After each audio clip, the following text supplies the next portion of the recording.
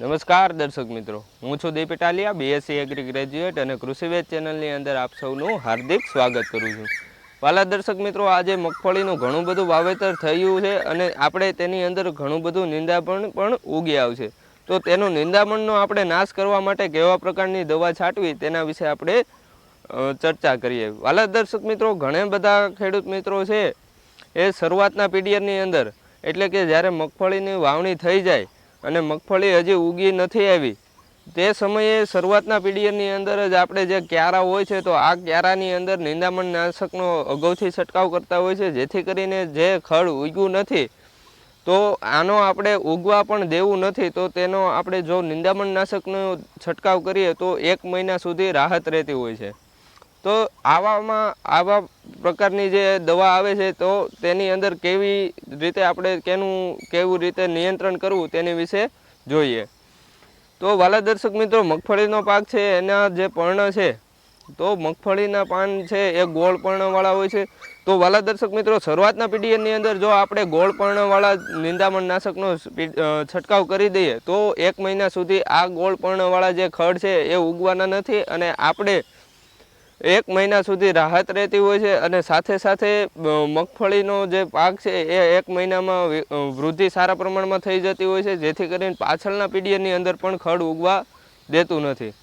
તો વાલા દર્શક મિત્રો, એવી દવાની અંદર આપણે વાત કરીએ તો ઓક્સીફ્લુફેન કરીને જે દવા આવે છે, જેને આપણે સામાન્ય ભાષામાં કહીએ તો ગોલ કરીને જે દવા હોય છે, એને જો આપણે શરૂઆતના પીડિયરની અંદર છંટકાવ કરીએ તો ખૂબ જ સારું એવું રિઝલ્ટ મળતું હોય છે. સાથે સાથે સ્ટોમ્પ એટલે કે પેન્ડીમિથાલિન જે 30% અને 38%ના પ્રમાણમાં મળતી હોય છે, તેનો પણ છંટકાવ કરવાથી જે શરૂઆતના પીડિયરની અંદર જે ખડનો ઉગાવો આવતો હોય છે તેને આપણે હોલ્ડ કરી શકીએ છીએ. 1 મહિના સુધી આપણને ખૂબ જ રાહત રહેતી હોય છે.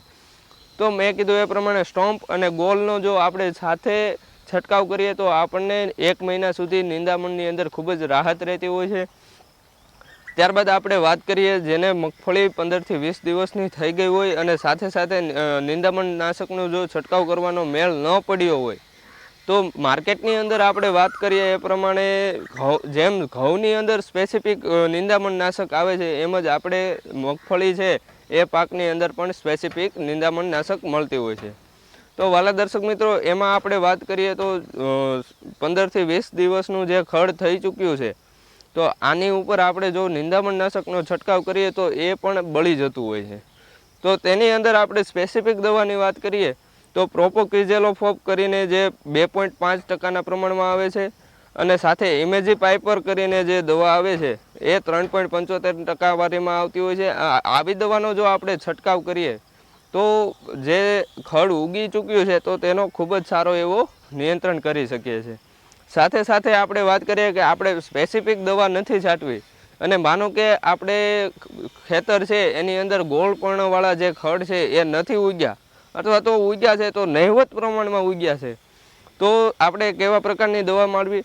તો તેની અંદર આપણે વાત કરીએ તો લાંબા પર્ણવાળા જે ખડ છે તેનું નિયંત્રણ કરવું છે.